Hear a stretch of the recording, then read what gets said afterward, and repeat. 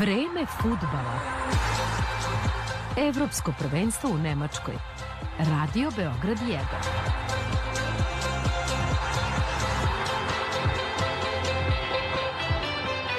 Dobro večer, srdačan pozdrav sa stadiona u Gelsenkirchenu. Za nekoliko trenutaka usledit intoniranje himni Srbije i Engleske. Može li evropski šampionat u Nemačkoj da bude fudbalska bajka za Srbiju? Toliko dugo čekamo uspeh na velikim takmičenjima. Na dva prethodna svetska prvenstva naši nisu bili na visokom nivou. Mogu li večeras i narednih dana da zablistaju na evropskom prvenstvu u Nemačkoj? 55.000 gledalaca je na stadionu Schalke Arene u Gelsenkirchenu. Sledi intoniranje himni.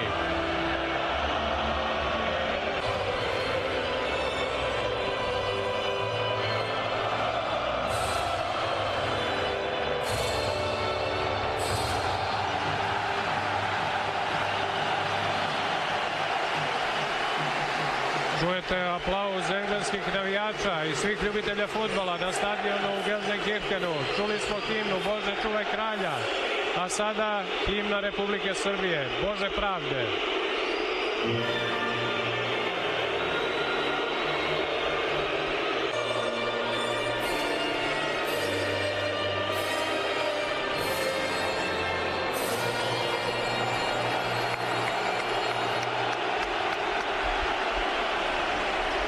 Čuli ste, poštovani slušalci, kakva je atmosfera na ovom predivnom sportskom objektu, izgrađenom 2001. godine, na kome igra Schalke. On je trenutno drugoligaš u nemačkom fudbalu, ali Schalke je poznato fudbalsko ime u Evropi. Naši navijači koncentrisani su na severnoj tribini ovog predivnog stadiona. Ima ih oko 10.000, u većini su naravno Englezi. Oni su doputovali u velikom broju u Nemačku, bit će u svoju reprezentaciju, ali ono što moramo da primetimo prethodnih dana i danas posebno i večeras na tribinama, Srbija će imati fantastičnu podršku navijača. Ovo je inače prvi fudbalski duel između Srbije i Engleske, prvi zvanični. Znate da Srbija pod ovim imenom nastupa od 2006. godine. Strelac prvog gola bio je Danko Lazović za Srbiju.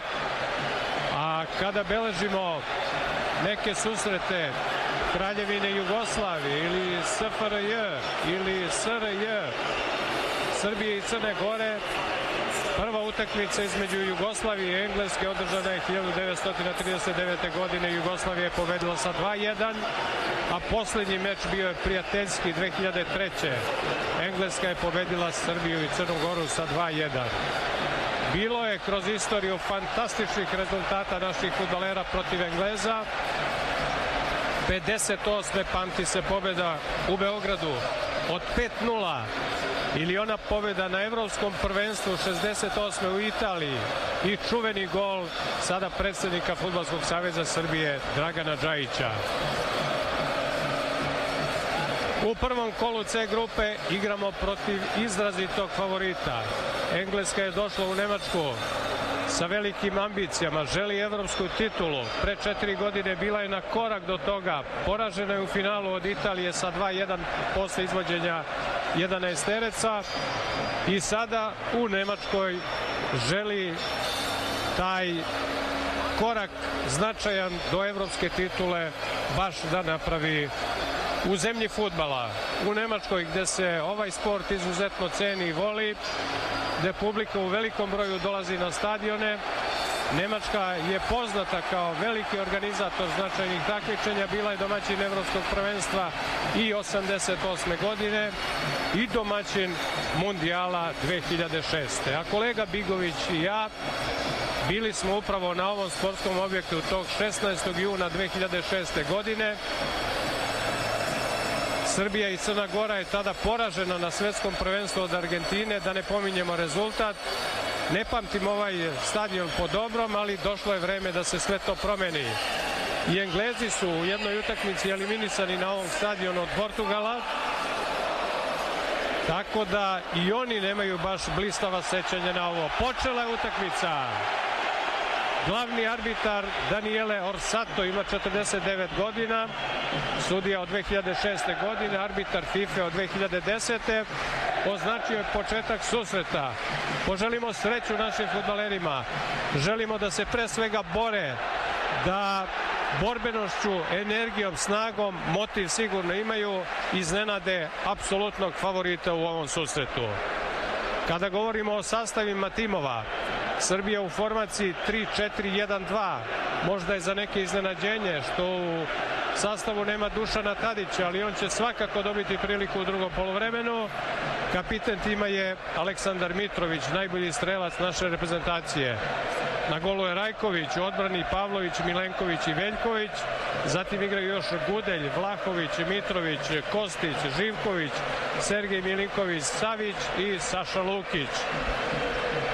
Englezi u očekivanom sastavu, Englezi izuzetno snažni, svi fudbaleri u Premier ligi, jedino Kane igra u Nemačkoj, zatim i Bellingham igra u Španiji, u Real Madridu, na golu je Pickford, u odbrani Volker, Stones, Gejhi i Trippier, zatim na terenu još Rice, Saka, Arnold, Kane, kapiten tima Bellingham i Foden.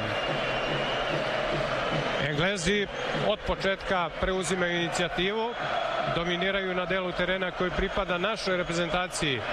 Akciju pratimo po desnoj strani, kratka kombinacija, naši su se povukli, početno ispitivanje snaga. Šta će biti od svega? Na sredini igrališta loptu kontroliše Stones, pa je prebacuje na levu stranu do Gejhija. Gejhi ne može da prođe napred, intervencija naših i lopta se vraća do golmana Pickforda. Pratit ćemo akciju Engleza sa desne strane. Očekujemo Arnolda da izvede slobodan udarac, gužva na 16 metara. Opasna je svaka ovakva situacija. Ali verujemo u našu odbranu i u naše napadače koji su se vratili. Odbranili smo se. Za kratko lopta do Rajsa. Rajs na levoj strani morao je da zastane, da vrati loptu gotovo do sredine terena. Odmah se usmerava akcija na desnu stranu, ali dobro smo postavili odbranu. Englezi na sredini igrališta, sa loptom je Stones, zastao je, trojica naših igrača su tu da pritrče, da ga onemoguće, pa lopta ide na desnu stranu do Volkera. Volker još jednom vraća loptu do Stonesa i na kraju ona dolazi do Bellinghama, jedan od ključnih fudbalera za organizaciju napada i organizaciju igre Engleza.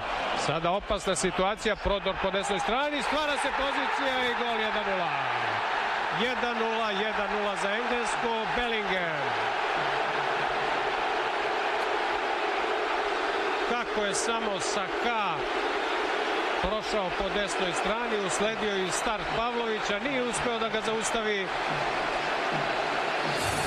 Prebacio je loptu na levu stranu, utrčao je Bellingham i prvi udarac ka golu Rajkovića, lopta je završila u mreži. 1-0 za Englesku. I neopisivo slavlje engleskih navijača. Lopta je na našoj polovini. Englezi napadaju. Hoće li se oglasiti Orsato? Hoće. Prekršaj. Govorio sam o toj sledećoj utakmici. Ako bude ovako. Utakmica je završena, tako da su Englezi ostvarili pobedu, a mi u ovom momentu ponovo imamo vezu sa našim reporterima. Izvolite. Hvala puno, žao mi je što je veza prekinuta, ali brzo smo se vratili.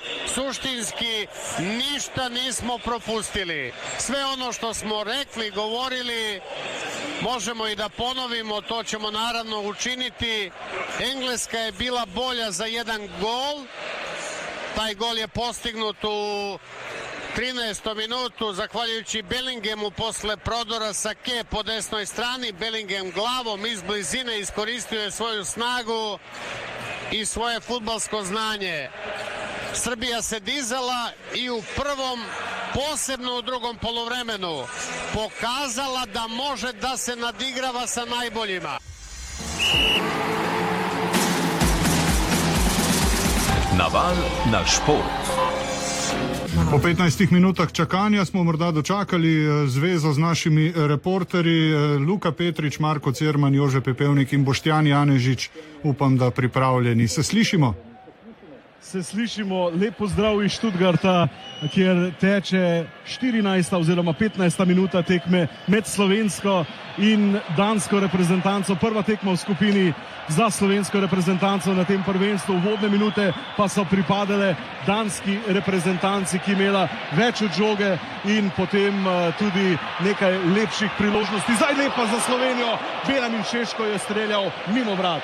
Slovenija na tej tekmi, Benjamin Šeško z 20 metrov ali pa precej več, v bistvu kakšnih 24 metrov, pol obrat strel mimo osrednjega danskega branilca in zelo blizu mimo desne vratnice je zletela ta žoga, bežala na srečo Kasperja Šmajhla, tudi stran od njegovega gola ostaja 0-0 Danska s pobudo v teh prvih 15-16 minutah. Slovenija zdaj nevarna, Danci imajo večinoma žogo v svoji posesti in so imeli tudi že prvo pol priložnost, ko je Eriksen lepo na robu kazenskega prostora našel Højlunda, ta je oddal žogo na desno stran, potem pa je tam utekel Bah, no in zdaj zadetek za Dansko.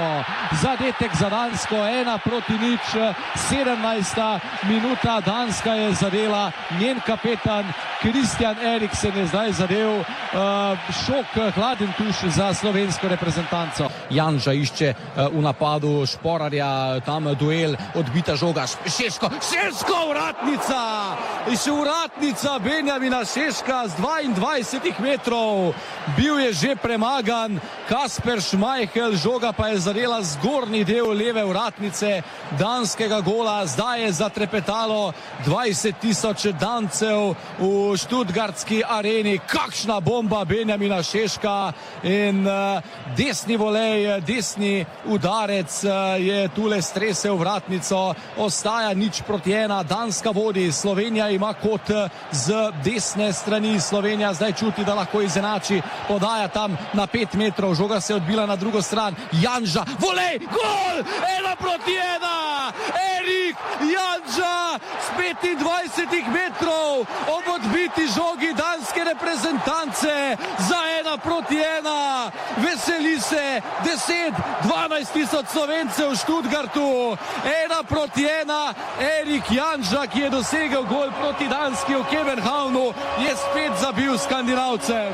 77. minuta, veselje na tribunah v Stuttgartu, nekaj sreče za Slovence, kot je bila prej smola, ko je Šeško zadev vratnico, pa je sedaj Erik Janža udaril z levico, močno, videlo se je, da čaka žogo, da jo bo udaril proti vratom, bil je izven kazenskega prostora, diagonalno, močno, mimo danskih branilcev, ko se je tam žoga dotaknila, mislim, da Mortna, Højlunda in oziroma Hjulmanda in spremenila smer proti vratom vratarja Kasperja Šmajhla, ki je krenil v svojo desno stran, žoga pa po sredini vrat, ko se je odbila od Sportingovega vezista, sina selektorja Hjulmanda, od Mortena Hjulmanda v vrata vratarja Kasperja Šmajhla. Iztekel se je tudi že sodnikov dodatek, Brekalo in Kurtič na igrišče, Šporar in Šeško, ki je zadev vratnico v 67. minuti pa z igrišča. Sedaj Kasper Šmajhl pošilja žogo daleč prek sredine igrišča na polovico, ki jo branijo, na sredino polovice, ki jo branijo Slovenci. Preletela je žoga Kurtiča, tam je potem Verbič prišel do žoge, potem pa je Sandro Scherer iz Švice, glavni sodnik, odpiskal konec tekme. Vsaj točka po igri v drugem polčasu slovenske reprezentance je zaslužena in Slovenci so prek Erika Janže po slabem prvem polčasu uspeli potem izenačiti rezultat, zadeli tudi vratnico strelca za Dance, ki so bili boljši v prvem polčasu, Christian Eriksen, za Slovence, ki so bili enakovredni v drugem polčasu, pa Erik Janža. Ja, precej bolj zadovoljni so Slovenci na tribuni in tudi Slovenci na igrišču